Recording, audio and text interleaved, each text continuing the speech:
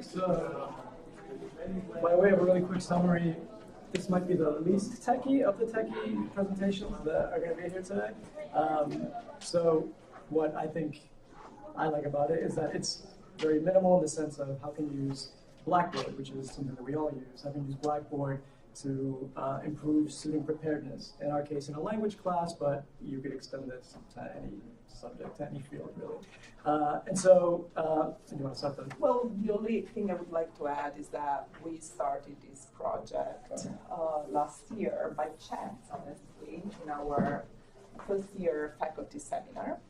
And we started as a little requirement, and it grew out of proportions, and we hopefully can bring it to new levels. Right, so we started it a year ago. A year ago, yeah. And we're still playing around with it and still collecting data. And it's interesting because we are trying to connect two languages. So I'm teaching Italian. Oh, right, I'm doing Spanish. Yeah. He's doing Spanish. This is both low-level classes. Yeah, so. And we were both new to teaching in a community college. So also to the challenges of teaching in a community college. Right, so that's what the project came out of. So I think it's on the first slide. Yeah. Right, so what we found right away, the idea for this stemmed from our experience in fall 2017, and I was teaching low-level Spanish class first and second semester, and a big problem in that class was that students were never prepared. So by that I mean, no matter how much I told them, look at the material before class, come prepared, that meant nothing. Even assigning homework and bring it in before class, also nothing. And so the other problem was students arriving late, and not late, but like an hour into the class, right? Or an hour and a half into an hour, 50-minute session. And so that's a problem. When I put it in, yes. Because ideally in a language class, the way at least we've been trained is to follow a type of flipped classroom model. And by that we mean that students should study new material ahead of time so that during class we're using the language as much as possible, right? That we're not spending half the class saying, here's the vocabulary, this means this, and here's how you conjugate this verb, right? They should study that and at least have some sense of it before class so that when they come to class, they can actually use the time to talk. Yeah, and the point of that is also that grammar explanations in English are easy to find in the book or in other sources, while the active learning is happening in class, while the students are able to use the language in context. Right. So the point is that in the class we try to create activities where the student can engage and can produce language given tools, of course. Right. And part of the tools are definitely having a grasp of grammar. Right. So having studied it beforehand, if we're doing it all in class, then there's really no chance to practice it. And if you're not practicing it in class, then you're really not going to learn it either. So it's kind of a huge, it ends up just being kind of a waste of time, in a sense. Yeah. So the situation that when I came in, the situation that I had in my first classes, so this is the first class that I taught in fall 2017, was that, first of all, there was a huge absence turnout. So as you can see, theoretically, students are allowed to miss 4 classes, which is already a lot, because it's already about 10% of the entire class time. So the students who had less or at least 4 absences were 44%, which is less than half of the class. So it's definitely not a good situation. The point is, from 4 to more than 8 is a long way to go. It's a long chunk of students who miss a lot of time studying. So if you think again that most of students in a community college have other things to do at home rather than studying, so they probably don't prioritize homework or things like that, the time that they spend in class has to be as much productive as possible. So having this chunk of people missing class is a huge problem for the turnout. And in fact, the turnout at the end of the semester with the final grade was only at 25% of the student getting between A minus to A. 25B, 25C, and 25% got a D and a F. And I put D and F together because they're really GPA-wise, yeah. they're more or less the same.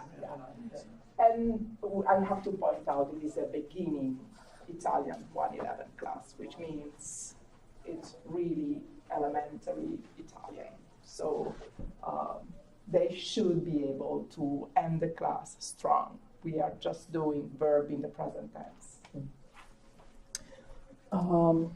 So yeah, I mean, just to kind of replicate that, this was my experience in my fall 2017 class, and I would have loved to have had Sylvia's 44% that had less than 4 absences. Mine were almost 70% of the class I missed at least 8 classes.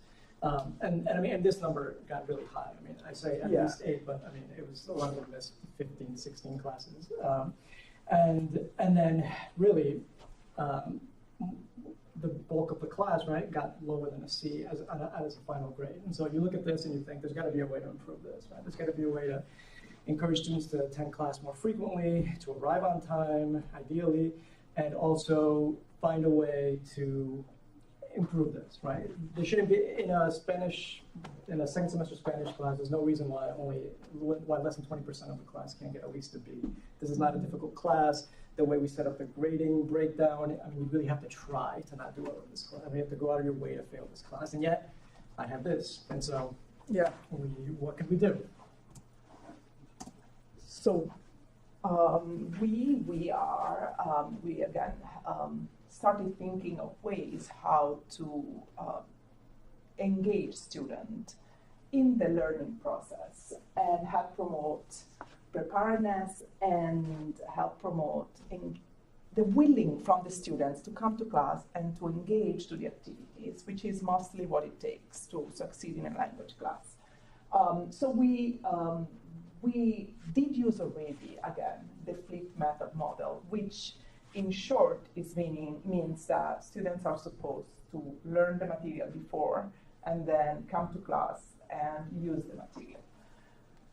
In order to, quote unquote, force the students to learn the material, we asked them to take short quiz on the material that was going to be learned in class the following day. And very easy short quiz that they were supposed to do at home before coming to class or even 10 minutes before class. In my case, it's in the next slide, I guess. Look at the next slide. So, do you want to? Yeah, so also the idea was, so as we'll show you in a second, during this first experiment with these, we call them pre-lecture quizzes. So Sylvia's class did their quizzes online before they would just do before the following class. Yeah. And whereas I did mine in class. So before we actually started the day's lesson, we took a short quiz, right? But with the same idea that students had to have prepared the material ahead of time, and that way to kind of encourage them to do so, we had these quizzes, right? And these quizzes were part of our grades.